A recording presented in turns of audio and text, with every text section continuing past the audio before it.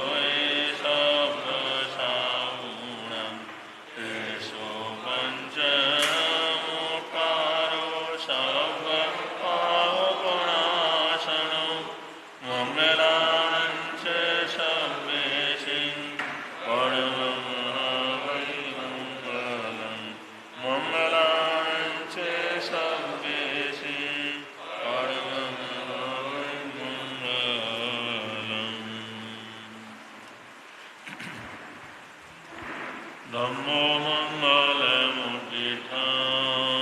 अहिंसा संयमोत्तमो देवानित्यं नमस्सन्ति यस्य धम्मेशयमणो जातुमस्य कोमरो अव्ययैरसं नयगुप्तं किलामि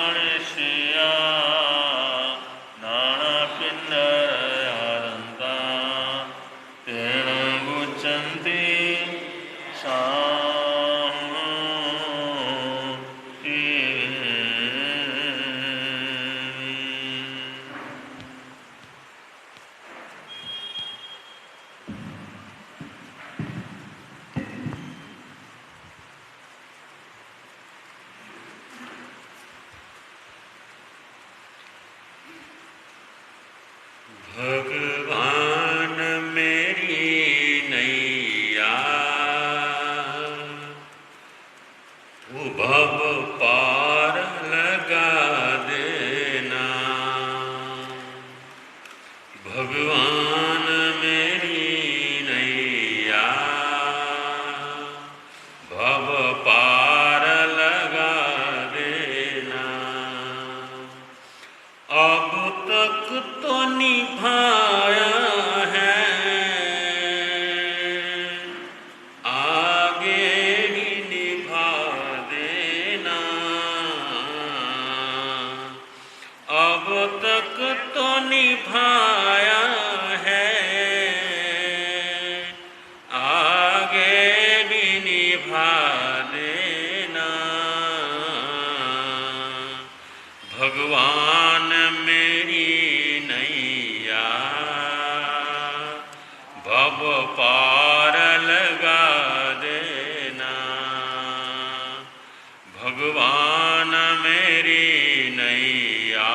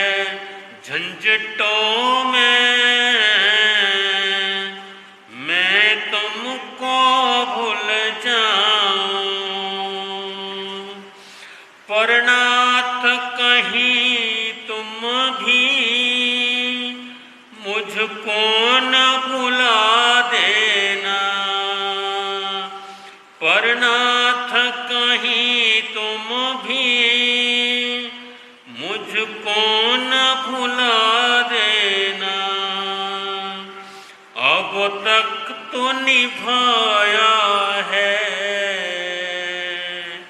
आगे भी निभा देना। भगवान मेरी नैया भव पार लगा देना। भगवान मेरी नैया भव पार लगा देना। दल बल के साथ माया घेरे जो मुझे आकर, दल बल के साथ माया घेरे जो मुझे आकर, तुम देखते न रहना, झट आके बचा लेना। तुम देखते न रहना, झट आके बचा लेना। अब तक तो निभाया है, आगे भी निभा देना। भगवान मेरी नैया भव पार लगा देना। भगवान मेरी नैया भव पार लगा देना। अगणित है दोष मेरे, फिर भी है तेरी आशा। अगणित है दोष मेरे, फिर भी है तेरी आशा। सब भूल माफ करके अपना ही बना लेना। सब भूल माफ करके अपना ही बना लेना। अब तक तो निभाया है, आगे भी निभा देना। भगवान मेरी नैया भव पार लगा देना। भगवान मेरी नैया भव पार लगा देना। तुम धर्म की समा हो, हम भक्ति के परवाने। तुम धर्म की समा हो, हम भक्ति के परवाने। हृदय से विनती है, चरणों में शरण देना। हृदय से विनती है, चरणों में शरण देना। अब तक तो निभाया है, आगे भी निभा देना। भगवान मेरी नैया भव पार लगा देना। भगवान मेरी नैया भव पार लगा देना। अब तक तो निभाया है, आगे भी निभा दे देना भगवान मेरी नैया भव पार लगा देना।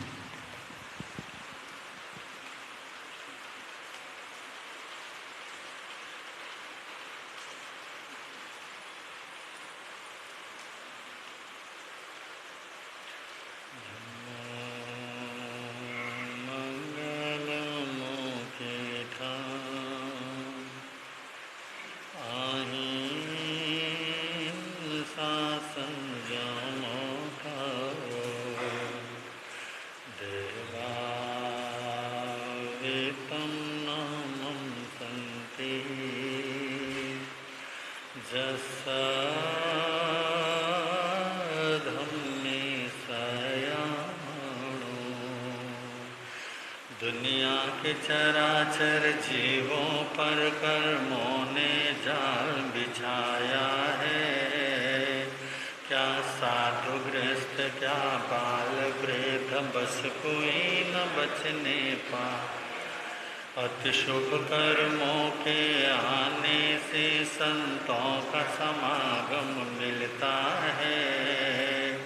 जिन वाणी श्रवण करने से दुख जन्म मरण का मिटता, दुख जन्म मरण का है समय नदी के धार की जिसमें सब बह जाया करते हैं। है समय बड़ा तूफान प्रबल पर्वत झुक जाया करते।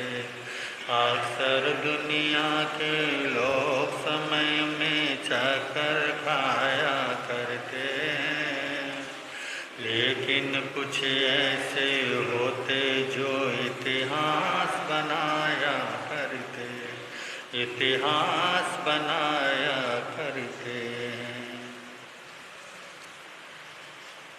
अनंत अनंतोपकारी त्रैलोक्यनाथ शासन के महाप्राण शरण भगवान महावीर स्वामी को स्मरण करते हुए आचार्य भगवान एवं आराध्य गुरुदेव के चरणों में वंदना। नेपाल हिंद गौरव वाचनाचार्य उपाध्याय प्रबल डॉक्टर श्री विशाल जी महाराज साहब के चरणों में कोटिश वंदन। आदरणीय मुनिराज, प्रिय श्रोताजन,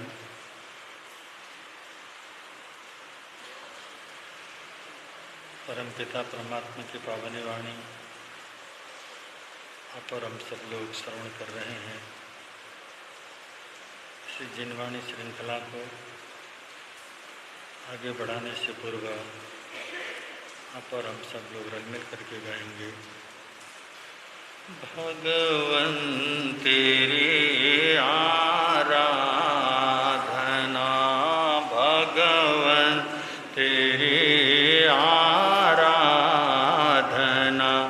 मेरी जिंदगी की शान हो। मुझे यही वरदान, मुझे यही वरदान दो। मेरी आत्मा बलवान हो। भगवन तेरी आराधना, भगवन मुझे सुख की कोई परवाह नहीं, दुख में भी निकले आ नहीं। मुझे सुख की कोई परवाह नहीं, दुख में भी निकले आ नहीं। बस एक तेरा ध्यान हो, बस एक तेरा ध्यान हो, होठों पे तेरा नाम हो, भगवन तेरी आराधना,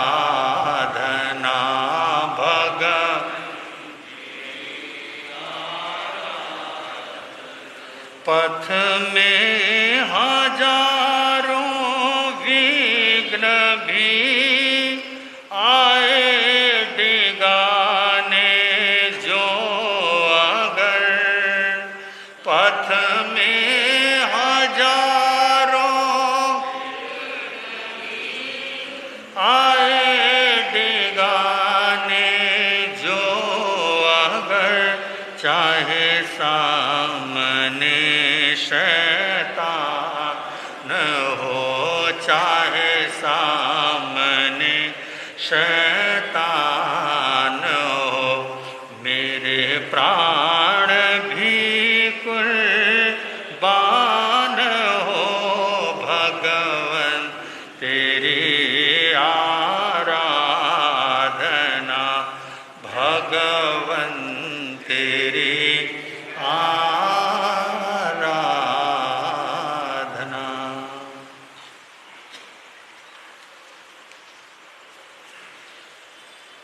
हम सब लोग जिनवाणी श्रवण कर रहे हैं।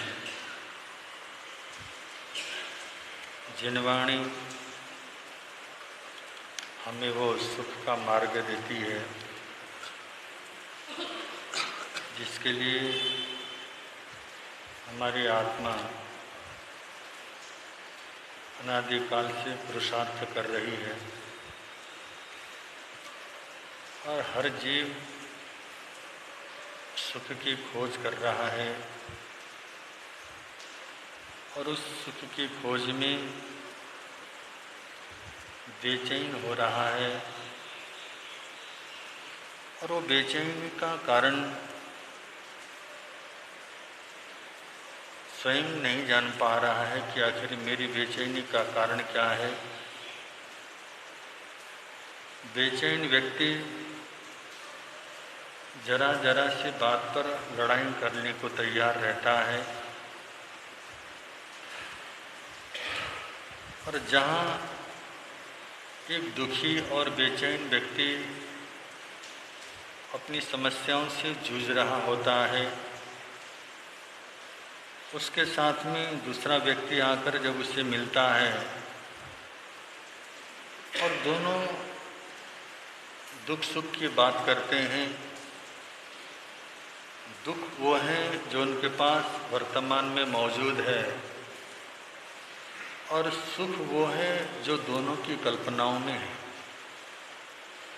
आज हमारे पास सुख नहीं है, सुख को तो हमने सपना बना रखा है और सुख हमारे ख्वाबों में है और ख्वाबों में जिसके पास सुख होता है वो सिर्फ बातें ही करता है सुख की और सुख के बारे में चर्चा भी कर लेता है, परंतु सुखानुभूति करने की उसके पास बुद्धि नहीं, क्षमता जरूर है, परंतु उसके पास अज्ञानता के कारण सुख प्राप्त करने का कोई मार्ग उससे मिल नहीं रहा होता है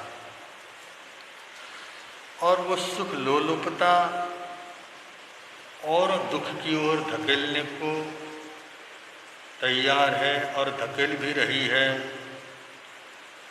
और हम लोग कितनी बड़ी गलती कर देते हैं, भविष्य के सुख के लिए वर्तमान के सुख को उपेक्षित कर देते हैं।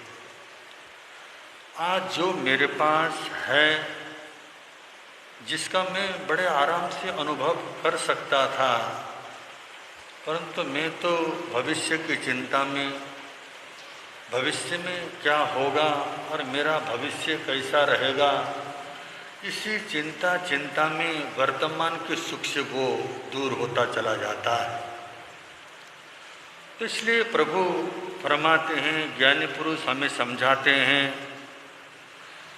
आप जरा सोच तो लें, हम लोग चिंतन करें, कौन सा ऐसा स्थान है या कौन सी ऐसी बिंदु है जिस बिंदु पर पहुंचने के बाद हमारे मन में यह भाव आ जाए कि अब मुझे कुछ नहीं चाहिए। ऐसा कोई बिंदु है संसार में कि अब मुझे किसी चीज़ की आवश्यकता नहीं, बस मेरे पास पूर्णता मुझे मिल गई है? ऐसी बिंदु कहीं भी नहीं है। फिर भी बंधु हम उस बिंदु की खोज में आगे बेचैन हुए जा रहे हैं और हम लोग सोचते हैं कि मुझे क्या करेगा, आज नहीं तो कल जरूर सुख मिलेगा। बड़े सारे लोग संतों के पास आते हैं और संतों के पास आकर के दुख मुक्ति का उपाय पूछते हैं, सुख प्राप्ति का रास्ता मांगते हैं। और बंधु कहीं कहीं भटक करके ज्योतिषियों के घर में ज्योतिषियों के दरवाजे उनको खटखटाने पड़ते हैं। और इसी चक्कर में न जाने कितने देवी देवताओं को निपटा दिया, न जाने कितने चमत्कारी स्थानों को उन्होंने चमत्कार के उस आशा में बहुत कुछ कर लेते हैं। परंतु ज्ञानी पुरुष तो कहते हैं बाहर तुम कितना ही भटको, बाहर तो सुख है नहीं, क्योंकि सुख बाहर तो दुख है नहीं। आज जो सुख तुम्हें मिलेगा वो सिर्फ तुम्हारे भीतर मिलेगा, क्योंकि बाहर न किसी ने तुमको दुख दिया है, न बाहर से तुम्हें कोई सुख दे सकता है। हम तो सोचते हैं किसी कारण ने, किसी व्यक्ति ने, किसी वस्तु ने, किसी परिस्थिति ने हमको दुख दिया है। तो अगर किसी व्यक्ति, वस्तु और परिस्थिति को दुख का अगर हम लोग कारण मानते हैं तो बंधु न तो हम व्यक्ति बदल सकते हैं, न परिस्थिति बदल सकते हैं, और न हम वो उस वातावरण को बदल सकते हैं। बदलने की क्षमता सिर्फ स्वयं को है और स्वयं स्वयं को बदला जा सकता है। जरा हम थोड़ा चिंतन करके देखें, आज प्रकृति ने हमें क्या कुछ दे रखा है। जो प्रकृति ने हमें दिया हुआ है, क्या उस दिए हुए चीज को हम अपने पैसे से खरीद सकते हैं? हमारे पद से उसको पाया जा सकता है या हमारी योग्यता से वो चीज हम लोग पा सकते हैं? बंधु, क्या वायु जो हमें प्रकृति से प्राप्त हो रही है, क्या हमारे पास वो शक्ति है कि हम पद, पैसा और हमारी जो प्रतिष्ठा है उससे हम किसी वायु को खरीद सकते हैं? और प्रातःकाल को सूर्य उदित होता है और सूर्य की किरणें और सूर्य का जो प्रकाश आज हमको मिल रहा है, और हमको लगता तो ऐसे कि हमें वो मुफ्त में मिल रहा है, और मुफ्त में मिली हुई वस्तुओं का मूल्य नहीं होता। और न मिले से सोना, मिलते सो मिट्टी, जो कहावत है, जब तक जो वस्तु नहीं मिलती है तब तक तो उसका बड़ा मूल्य होता है। हम सोचते हैं कि ये मिल जाए तो मुझे क्या करे, सुख प्राप्त हो। तो बंधु, कितना कुछ इस प्रकृति ने आज हम सबको दे रखा है, परंतु आज हम क्या हुए, दुखी बने जा रहे हैं। और दुख का मूल्य मुख्य कारण ये है कि बंधु आज हमने औरों के साथ स्वयं की तुलना करना प्रारंभ कर दिया। तुलना करने की भी एक हमारी बहुत बड़ी कमजोरी है, और हम तुलना करते हैं सामने वाले के पास अगर ऐसा है तो बंधु मेरे पास भी ये होना चाहिए, और हमेशा अपनी जेब हमको खाली महसूस होती है। परंतु हमारी जेब क्या है? सबसे भारी जेब किसकी है? जिसकी जेब भारी, जिसकी जेब खाली है और उसी की जेब सबसे भारी होती है। जिसके जेब में कुछ भी नहीं है, जिसकी जेब में एक भी पैसा नहीं है, ये समझना वो जेब बहुत भारी है, चलना बड़ा मुश्किल होगा। जेब अगर खाली है तो आप चलोगे कैसे? आपका जीवन चलना मुश्किल हो जाएगा। इसलिए बंधु, हमेशा हमको ऐसा लगता है कि मेरी जेब क्या खाली है, और मैं हमेशा औरों को ही क्या करता हूँ, औरों के सुख पर ही नीत रहता। और यहाँ तक कि मुझे जो मिल रहा है मुझे उसमें संतुष्टि नहीं है, जो सामने वाले को मिल रहा है मुझे तो वो चीज़ क्या चाहिए। इसलिए हमेशा हम बहिर्मुखी होते चले गए, बाहरी देखते चले गए, और बाहर देखते देखते देखते बंधु इंद्रियों के वशीभूत हुए, और हम अपने आत्मा को ना पहचान पाए, और बंधु औरों की ही चिंता हम क्या करते रहे। ये कवि ने बड़े सुंदर शब्दों में कहा है, जो देखता भीतर वह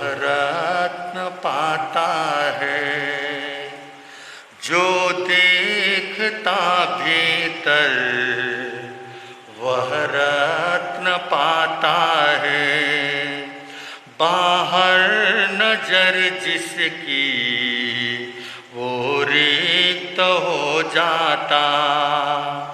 जो देखता भीतर वो रत्न है पाता, बाहर नजर जिसकी वो रिक्त हो जाता।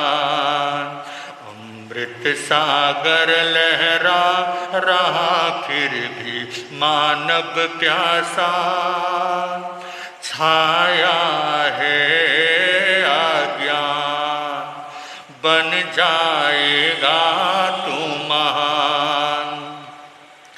औरों की चिंता छोड़ कर दे निज पर का तू ध्यान, बन जाएगा तू महान, बन जाएगा तू महान। कर्मों के बंधन तोड़ कर दे निज पर का तू ध्यान, प्रभुवर का फरमान, प्रभुवर का फरमान। मत देख दुनिया को है कौन क्या करता। बंधु, हमारी समस्या यही है ना कि आज हम औरों को देखते हैं और औरों के कर्म को देखकर ही न जाने कितना दुख हम लोग क्या करते हैं मन मन में कहते हैं फलाने व्यक्ति ने ऐसा किया और फलाने व्यक्ति को ये नहीं करना चाहिए। और हमें औरों के बारे में जितना ज्ञान होता है और औरों के बारे में जानने की जितनी उत्सुकता हमारे भीतर में रहती है, कभी कभी स्वयं को जानने की उत्सुकता भी क्या करे, सामने वाला क्या करता है, सामने वाला ऐसा क्यों करता है, और सामने वाला व्यक्ति पता नहीं क्या होगा।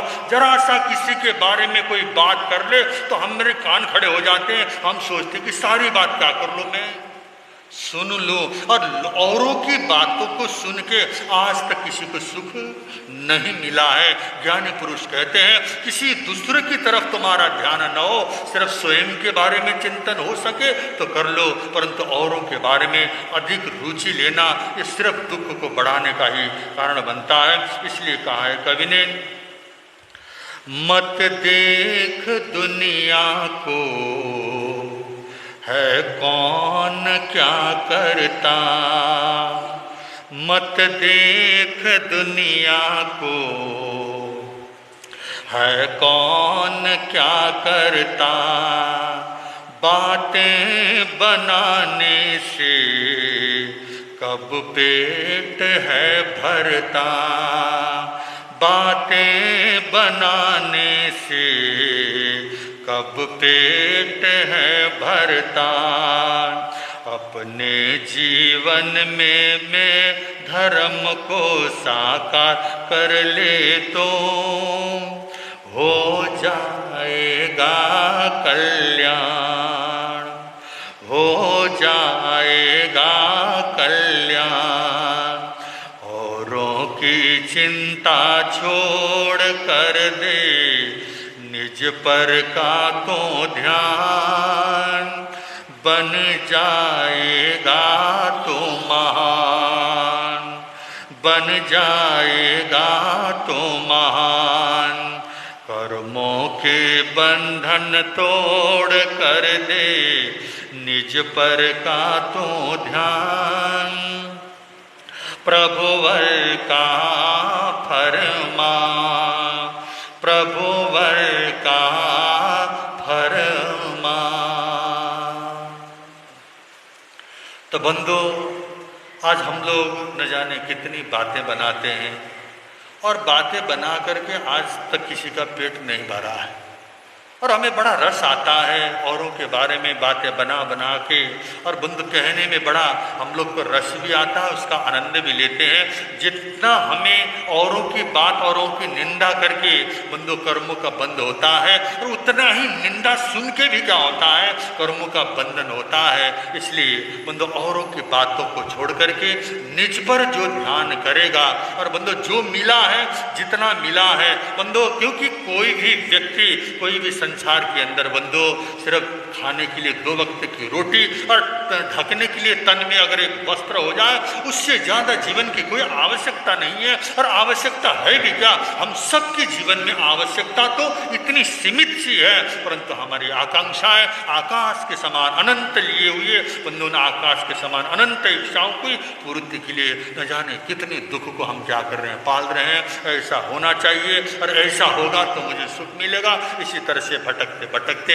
आज तक बंधु हमने संसार को बढ़ाया है, संसार को कम नहीं किया है। और जितने भी ज्ञानी पुरुष हैं, जिनके पास कुछ भी नहीं है, और कुछ भी न होने के बाद भी उनके पास सब कुछ क्या था। सिकंदर जब भारत में युद्ध करने भारत की ओर बढ़ रहा था, और बंधु विश्व विजय के लिए चलते हुए जब ये हिंदुस्तान की ओर आते वक्त बंधु उसके गुरु ने उससे कहा था, तुम हिंदुस्तान में जाके संतों से क्या करना, मिलना। क्योंकि संतों की अपनी महिमा है, संतों की अपनी गरिमा है, और संतों से मिलने की जब सिकंदर ने अब सिकंदर को अपने गुरु ने दी, तो हिंदुस्तान में आके सबसे पहले उसने संतों को ढूंढा। और बंधु संत मिलते कहाँ हैं, मठ मंदिर और महलों में मिलने वाले संत नहीं है। वास्तविक संत तो बंधु किसी झोपड़ी पर क्या करेगा, प्राम मिलेगा। किसी नदी के किनारे, किसी जंगल की गुफा में साधु क्या करता है, आनंद की अनुभूति और मस्ती से वो क्या कर रहा है, अपने जीवन को जी रहा होता है। ऐसा ही संत मिला, और संत मिलने के बाद संत ने सिर्फ सिकंदर से एक ही तो प्रश्न पूछा था, हे सिकंदर, आखिर तू क्या पाना चाहता है? तो विश्व विजय को पाकर के जिस शांति की अनुभूति तू लेना चाह रहा है, आज हम तो क्या कर रहे हैं, यहाँ जिसके पास एक लंगोटी में भी हम तेरे विश्व विजय के बाद मिलने वाले उस सुख शांति आनंद की अनुभूति कर रहे हैं और कर सकते हैं। तब बंधु उसको ये ज्ञान प्राप्त हुआ था कि बंधु अगर सुख तुम्हें अनुभव करना है, सुखानुभूति करनी है, तो बंधु वस्तुओं से नहीं, अपने अंदर की शक्ति से किया जा सकता है। जो अपने आप को अच्छा बना लेता है और अपने आप को अच्छा बनाएगा, शुद्ध बनाएगा, बंधु वही संसार के अंदर सुख शांति आनंद को पाएगा। और जिसके जीवन में संतोष होगा, संतोषी व्यक्ति हमेशा से वो बंधु दूसरों की शिकायत नहीं करेगा, उसके मन में सिर्फ धन्यवाद ही होगा। आज बंधु किसी से झगड़ा भी होता है, किसी से लड़ाई होती है, किसी के जीवन के बारे में, हमारे जीवन में जो शिकायतें रहती हैं, शिकायतों का जो एक पुलिंदा लिए हम लोग घूमते हैं। कभी अतीत की स्मृतियों को देखना, उनके साथ जो हमारा संबंध था और उन्होंने हमारे जीवन में जो उपकार किए हैं, जीवन के एक भी उपकार को अगर हम स्मृति में लेके आते हैं, शायद हमारी शिकायत क्या हो जाए, कम हो जाए। जीवन से शिकायतों को कम करके तो धन्यवाद, अगर धन्यवाद पूर्ण जीवन को जीने की कोशिश करेंगे, तभी हमारा जीवन आनंद और मंगल प्राप्त, आनंद की अनुभूति कर सकेगा। इसी तरह श्रेणिक चरित्र भी चल रहा है, उसको थोड़ा सा और आगे बढ़ा रहे हैं। श्रोता सुन लो ध्यान लगाकर, श्रेणी का चरित्र सुनाते हैं, धर्म की महिमा गाते हैं। श्रोता सुन लो ध्यान लगाकर, सुनाते हैं। नंदा पूछे कहो पिताजी, कुंवर गया किस ठो? तात कहे बाजार शहर के, उसे ठोर नहीं और। श्रोता ध्यान लगा कर श्रेणी का नंदा सुन के आनंद पाई, दासी चतुर बुलाई। 5 रुपये दे के उसने 2 वस्तु मगवाई। श्रोता सुन लो ध्यान लगाकर, श्रेणी का चरित्र। देखने की अपनी अपनी दृष्टि होती है। मंदो ज्ञानियों की सोच जो होती है वो जहाँ से सोचते हैं वहाँ तक तो हमारा दिमाग पहुँच भी नहीं सकता। और नंदा भी ऐसी प्रज्ञावान, ऐसी होनहार एक नारी थी, और उसने जब पिताजी से सारी बातों को सुना और सुनने के बाद श्रेणिक कुमार के प्रति उसके मन में थोड़ा सा आकर्षण तो था ही, और श्रेणिक के उस व्यवहार को सुन करके और ज़्यादा उसका आकर्षण श्रेणिक के प्रति बढ़ जाता है कि ये होशियार व्यक्ति है, ये समझदार व्यक्ति है, और कुछ कुल खानदान का व्यक्ति होने के कारण इस व्यक्ति के साथ मिलना आवश्यक है।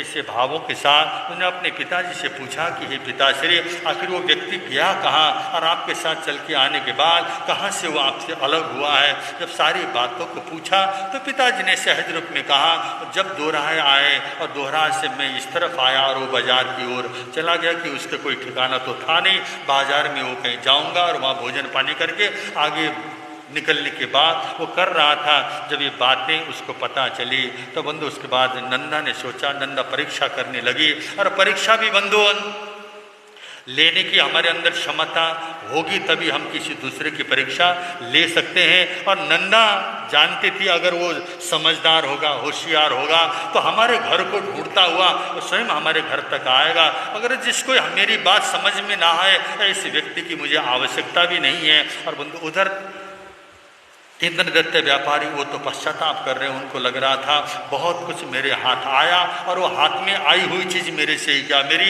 अपनी गलती से, मेरी अपनी मूर्खता से मैंने उसको अपने हाथ से गवा दिया। और बंधु होता भी ऐसा ही है, हम सबकी भी अवस्था यही होती है। हम लोग भी सोचते हैं ये वस्तु मिल जाए, वो वस्तु मिल जाए, और जब मिलता है उस समय उसका मूल्य हमको ज्ञान नहीं होता।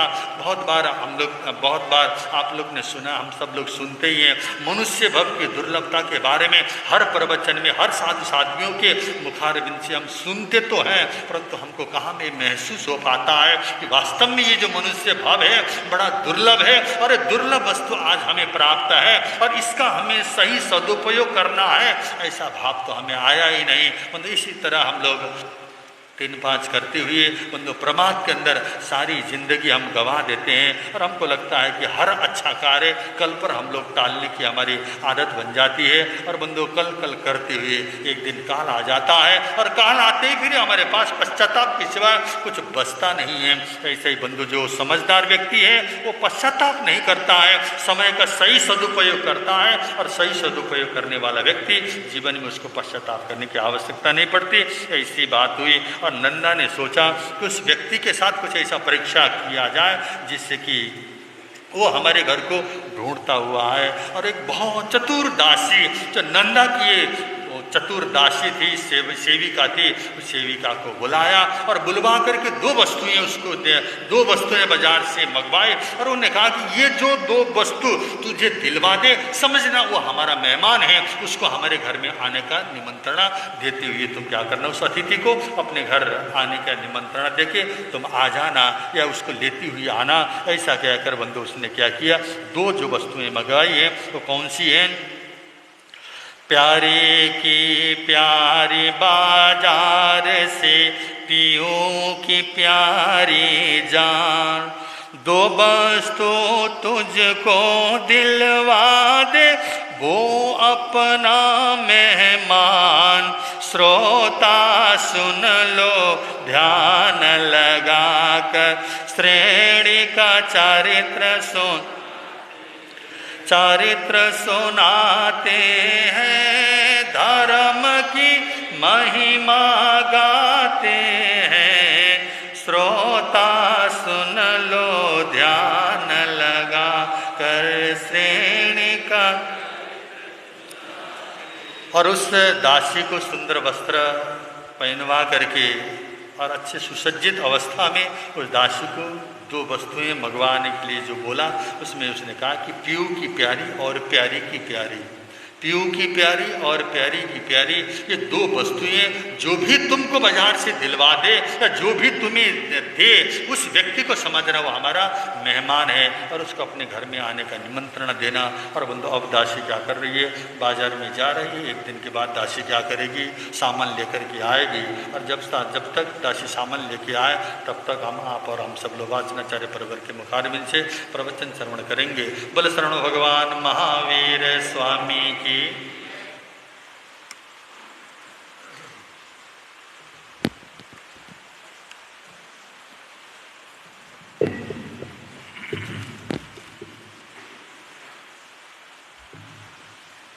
केवल रवि किरणों से जिनका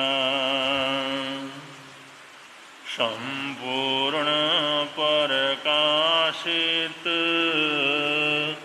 है अंतर, उनकी वाणी में होता है तत्वों का सुंदरतम दर्शन, सत्य दर्शन बोधाचरण पथ पर अविरल जो बढ़ते हैं मुनिगण, अरहत देव परम आगम गुरु को, अरहत देव परम आगम गुरु को सत सत वंदन, सत सत वंदन, सत सत वंदन, सत सत वंदन।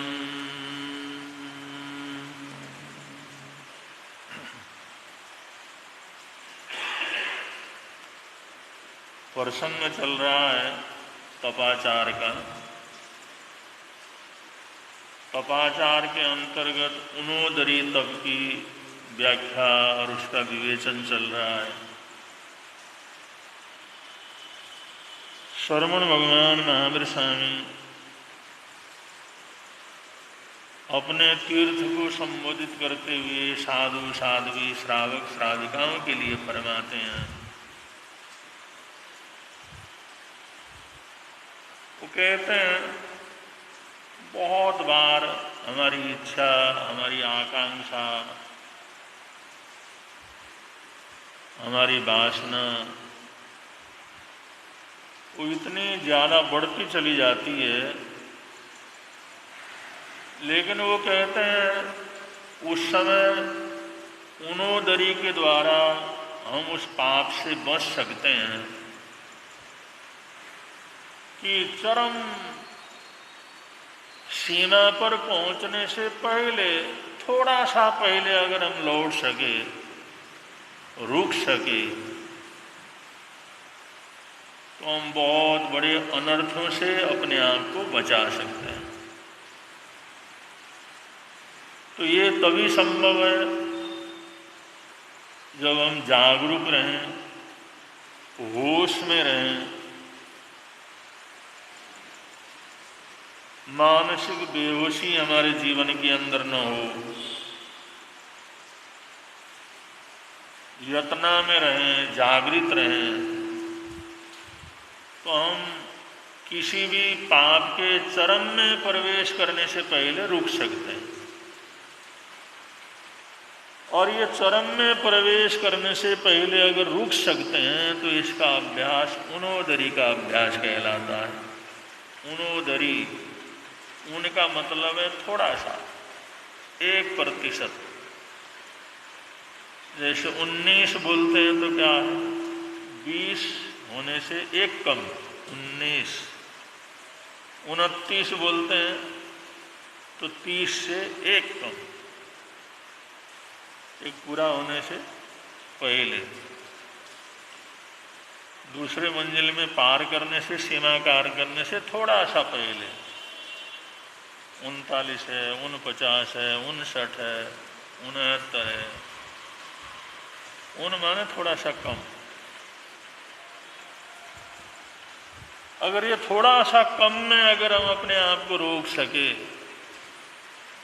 अगर ऐसी मालकियत हमारे जीवन के अंदर रहे, हमारे मन के ऊपर, हमारी बुद्धि के ऊपर, हमारे सोच के ऊपर अगर ये मालकियत रहे और उस काम में उस सीमा को छूने से जरा सा पहले, एक कदम पहले भी हम अगर लौट सकें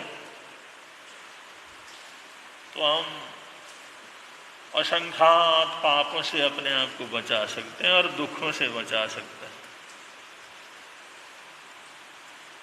अगर उस कदम पर, उस चरम सीमा के ऊपर नहीं रुक सके तो फिर हमारा संसार कभी रुकने वाला नहीं है, नष्ट होने वाला नहीं।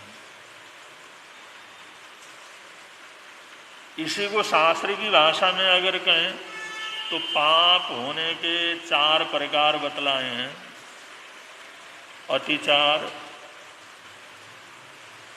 व्यतिचार, अतिक्रम, व्यतिक्रम, अतिचार और अनाचार। अतिक्रम, व्यतिक्रम, अतिचार और चौथा होता अनाचार।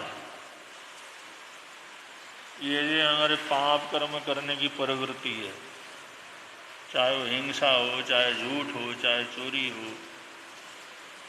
18 प्रकार के पाप इसी क्रम से होते हैं।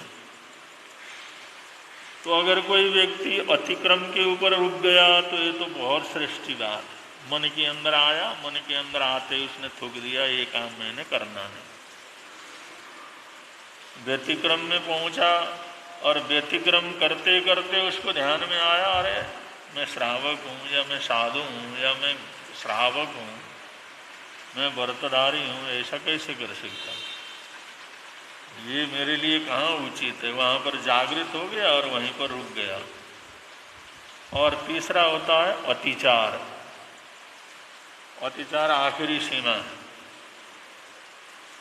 ये आखिरी सीमा वो है जिसको कहते हैं,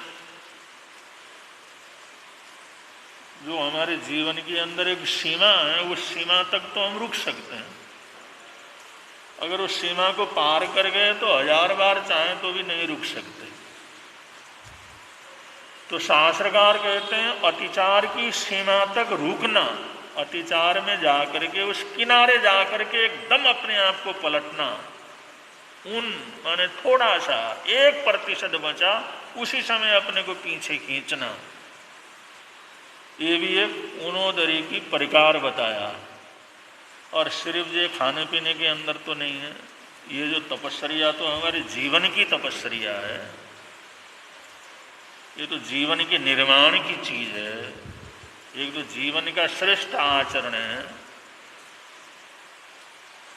तो हम विशेष रूप से सिर्फ एक छोटी सी बात के ऊपर तप को नहीं जोड़ सकते। उनदोरी का मतलब है पाप प्रिय कृत्य के अंदर हम प्रवेश कर गए, किसी भी कारण से हो सकता है, चाहे पूर्व के कर्मों का उदय होने से हो सकता है, कोई वातावरण होने से हो सकता है, किसी का प्रेशर होने से हो सकता है, कोई मजबूरी होने से हो सकता है। लेकिन उस सीमा तक पहुँचे जहाँ से हम लौट सकते हैं, और वहाँ से किसी तरह से लौट गए तो समझ गए। अगर उस सीमा को हम पार कर गए तो फिर हमारे हाथ में कुछ नहीं रहेगा। जैसे छत है, मकान का छत है, अगर उसकी बाउंड्री नहीं लगी हो, एक आदमी चलता चला जाए, चलता चला जाए, आखिरी किनारे पर पहुंचे तो एक पैर भी किनारे पर है तब तो लौट सकता है। अगर वो पैर उठ गया तो क्या होगा? नीचे गिर जाए। फिर लाख कोशिश करे, उसकी कोशिश के कोई फायदा नहीं। एक सीमा तक हम अपने आप को रोक सकते हैं और एक सीमा लांघने के बाद अपने आप को हम नहीं रोक सकते।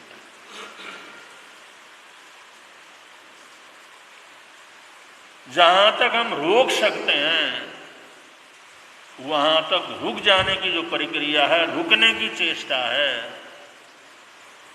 तो अगर आखिरी समय में भी इंसान रुक जाए तो अपनी सुरक्षा कर सकता है, क्योंकि अतिक्रम, व्यतिक्रम, अतिचार, इसके जो पाप होते हैं, आलोचना करने से, प्रतिक्रमण करने से, गुरुओं के सामने बतला देने से, उसका कोई न कोई प्रायश्चित लेने से वो सब खत्म हो जाते हैं।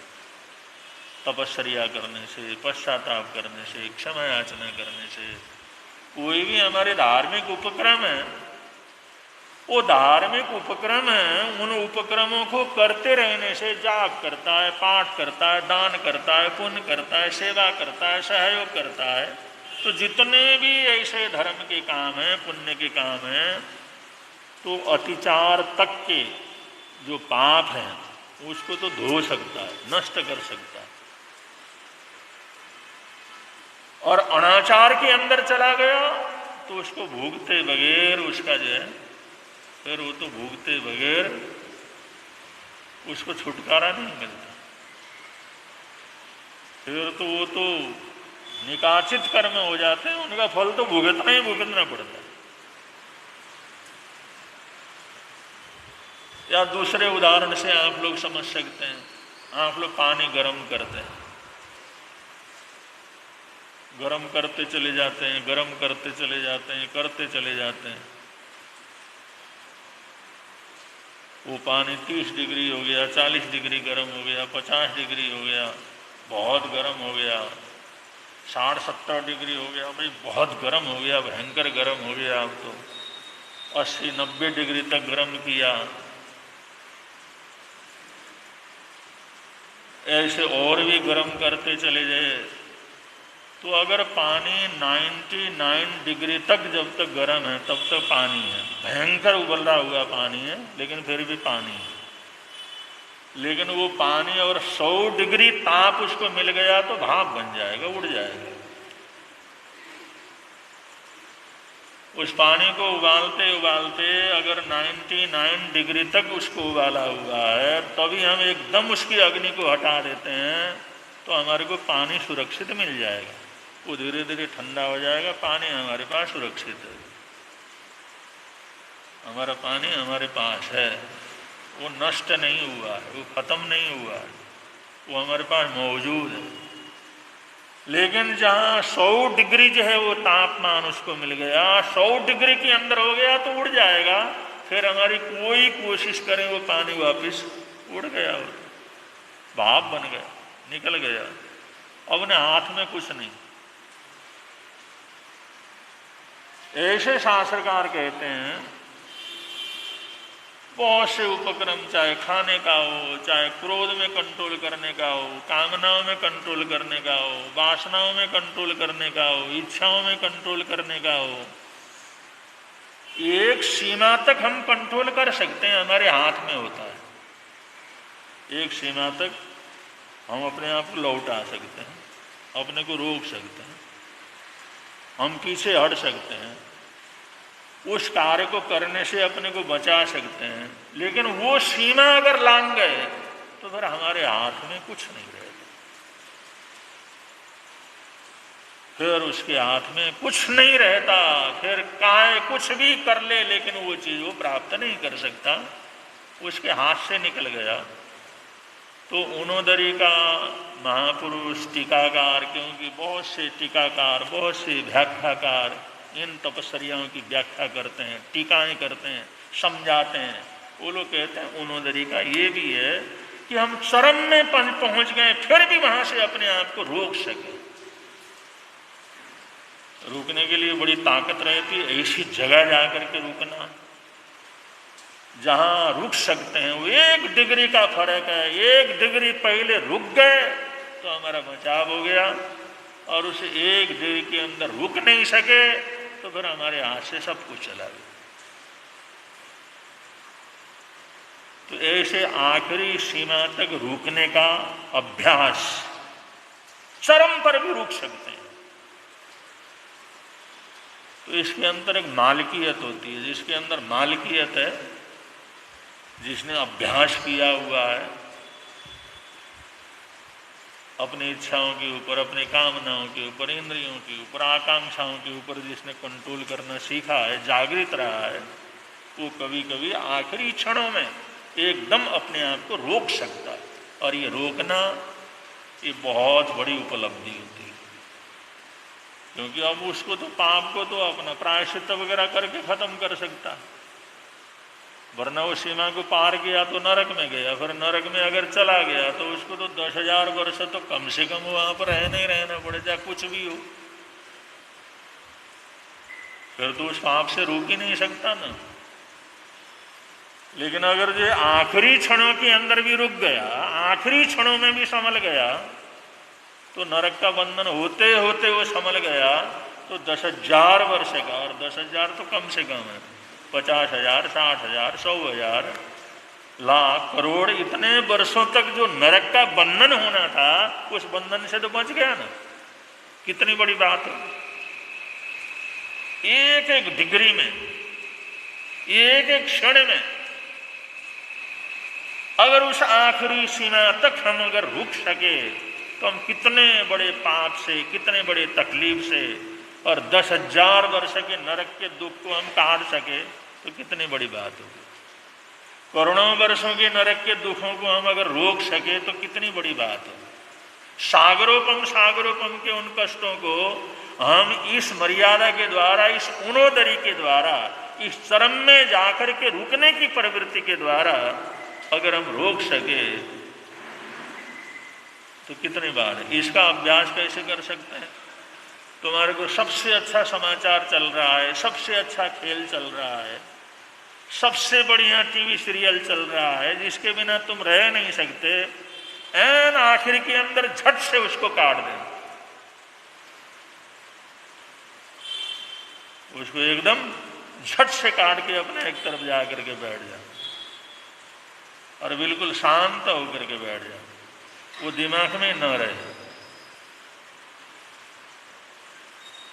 उस समय जो 2-3 घंटे तक कहानी चल रही है, प्रोंग चल रहा, आखिरी क्षणों के अंदर इसका जो समाधान आना है, क्या आना, जिज्ञासा पूरी तरह से भरी हुई है।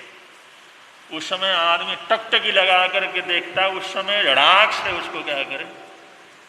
या जो आप लोग इसका प्रयोग करना हो तो जिसको क्रिकेट के अंदर बड़ा जो है रस आता है, जब आखिरी क्षण में, जब आर पार होने का क्षण है, उससे टीवी बंद करके बैठ जाए।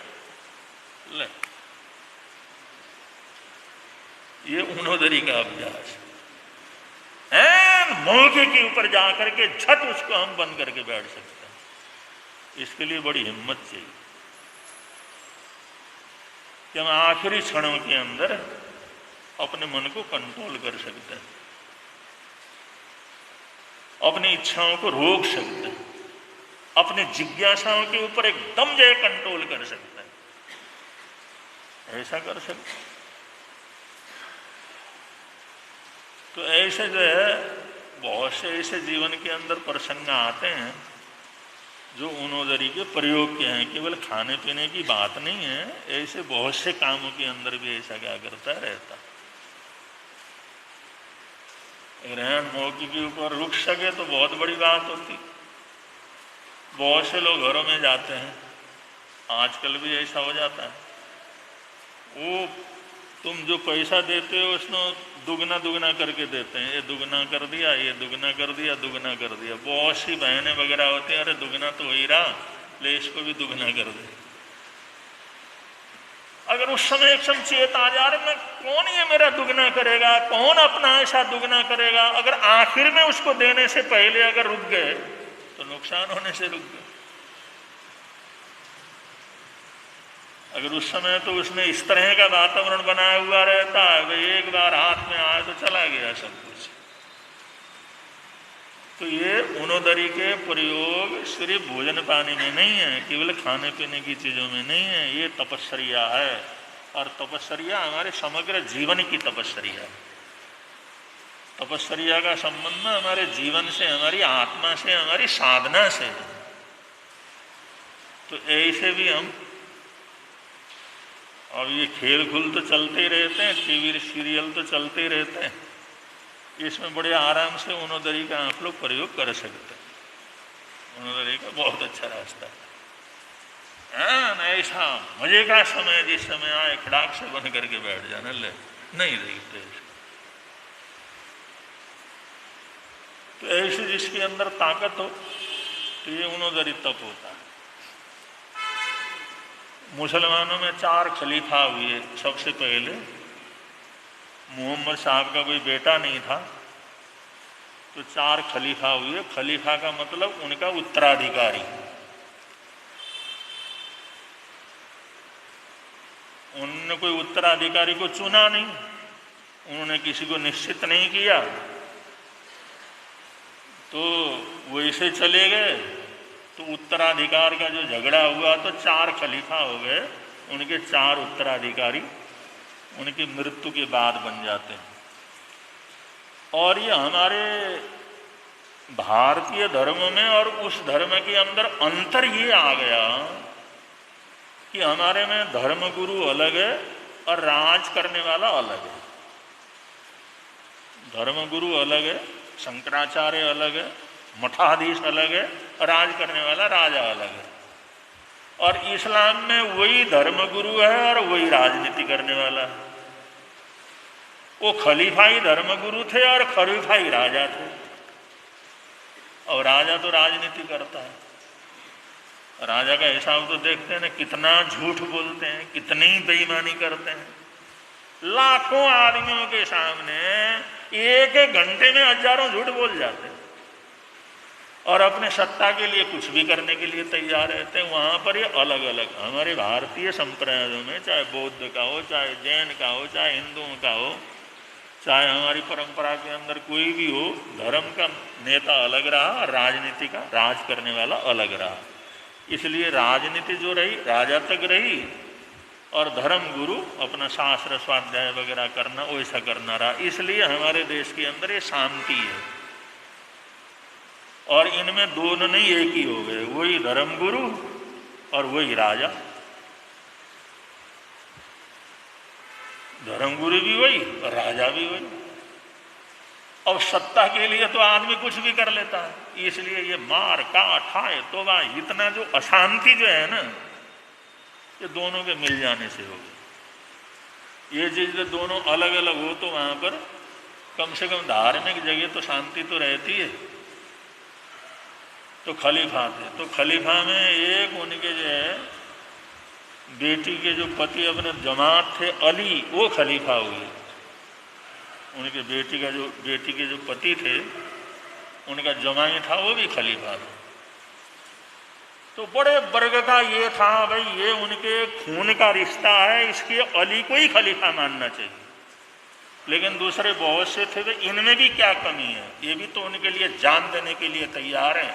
तो ऐसे वो उनके जो आगे के जो चलने वाले हैं उसमें 4 हो गए। तो उसमें एक खलीफा थे अली, और अली धर्मगुरु भी थे और राजा भी थे। तो एक दुश्मन था, उसके साथ लड़ाई चल रही थी। लड़ाई चलते चलते चलते कई वर्ष तक दुश्मनी चलती रही, और एक बार झट जो लड़ाई हुई, उस लड़ाई में घमासान युद्ध हुआ और किसी तरह से अली ने उस दुश्मन के वो जो भी घोड़ा था या ऊंट था उसको मार गिराया। वो नीचे पड़ा और इनका भी घोड़ा इधर उधर हो गया था। ये ने जाकर के अपने दुश्मन के ऊपर अपना जाकर के जिस समय उसके छाती के ऊपर बैठ गया और हाथ दबाए, और दुश्मन नीचे है और अली उसके ऊपर है। उन्होंने कहा अब आया समय। उसने अपना निकाला, जिस समय भाला निकाला और भाले को जैसे उसके छाती में मारने लगा। कई सालों की दुश्मनी थी, अभी दुश्मन हाथ में आया था। कई दिन लड़ने के बाद दुश्मन पीछे पड़ गया था। अली जो है उसके ऊपर बैठे हुए थे और उसने उसको समाप्त करने के लिए जैसे ही वो भाला निकाल करके खोपने लगे, तो जो दुश्मन नीचे पड़ा हुआ था उसने जोर से उसके मुंह में थूक दिया, थूक दिया बुरी तरह से। अब जिस समय उसने थूका उसके मुंह में, उस अली ने उसी समय अपने भाले को नीचे रख दिया और उसने अपने कपड़े से जो है उस मुंह को पूछा। उन्होंने कहा बात हो गई, अब हमारा युद्ध कल होगा।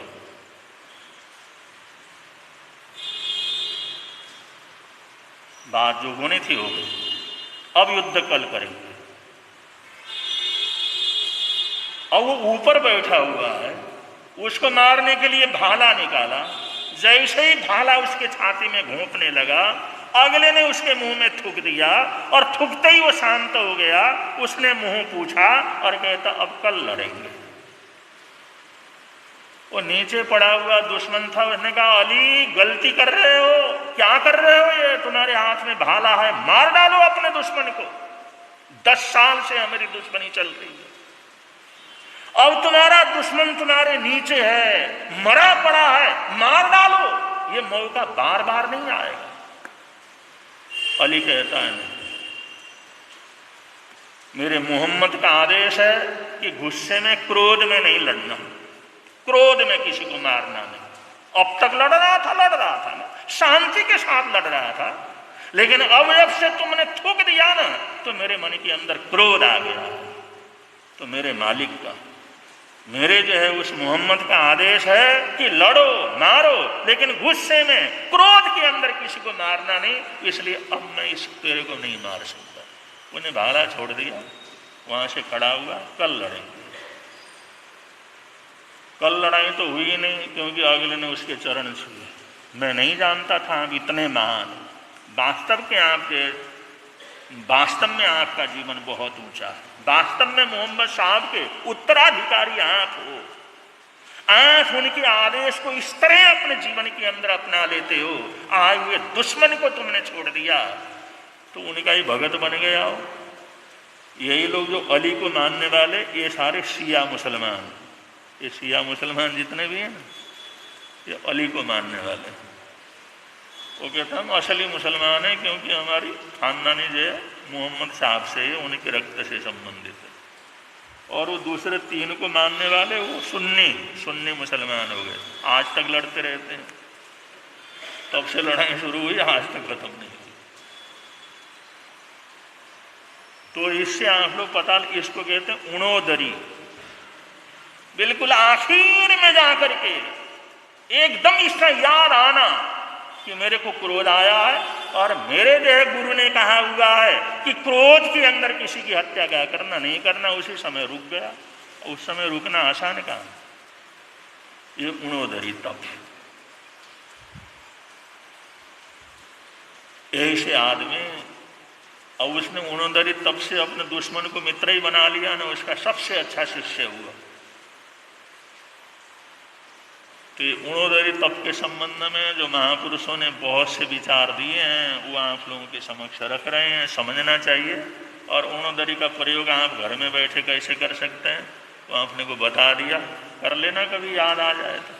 मोहम्मद को याद आए तो तुम्हारे को भी घर में बैठे बैठे याद आना चाहिए। ऐसा प्रयोग करोगे तो सब आनंद रहेगा। बड़े प्रेम से आप लोग बोलेंगे, मिलता है आनंद प्रभु की वाणी से, मिलता है आनंद प्रभु, प्रवर्तक शांति गुरुवर प्यारे, प्रवर्तक शांति गुरु, जीवन नैया के रखवारे, जीवन नैया के जोड़ गए संबंध प्रभु की वाणी से, जोड़ गए संबंध प्रभु की वाणी से, मिलता है आनंद प्रभु। आज का एकासना वियासना, जिन भी भाई बहनों का एकासना वियासना हो, एकासना वियासने का बचखान कर सकते हैं। एकासना वियासने का बचखान ऐसा तस्वंते पड़िकवन वो सर्व। आज के आयमिल का बचखान सुमन जी जैन और कामिनी जैन, उनके आज आयमिल हैं। अगर आए हुए हैं तो बचखान ले सकते हैं। आज के उपवास का प्रत्याख्यान, आज का तिवियार उपवास।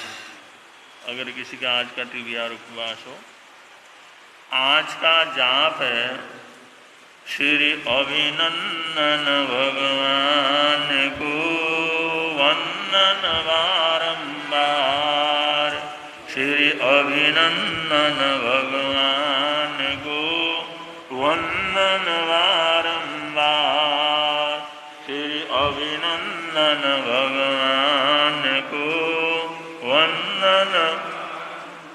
अब संघ की तरफ से सूचना है, सूचनाओं के अनंतर मंगल पाठ।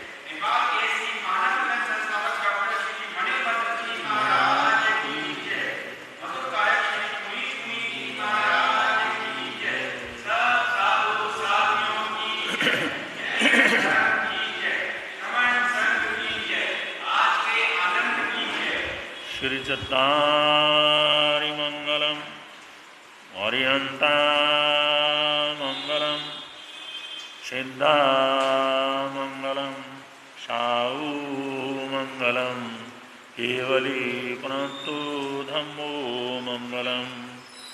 चत्तारि लोकोत्तमा ओरियंता लोकोत्तमा सिद्धा लोकोत्तमा साऊ लोकोत्तमा केवली पुनस्तु धम्मो लोकोत्तमो।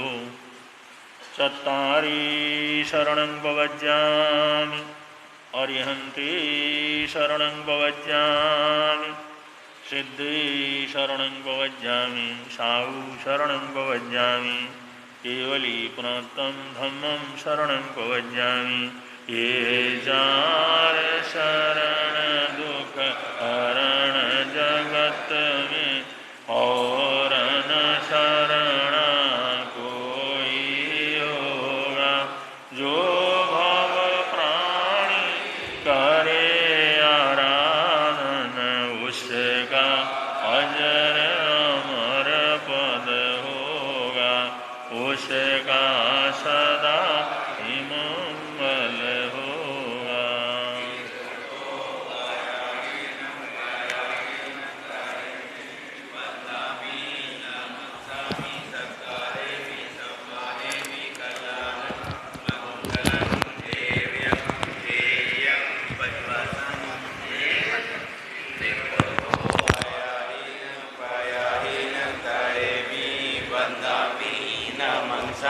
सत्कारेमि सम्मानेमि कल्याणं मङ्गलं देव्यं चेयं पज्वासामि मध्ये मन्दम्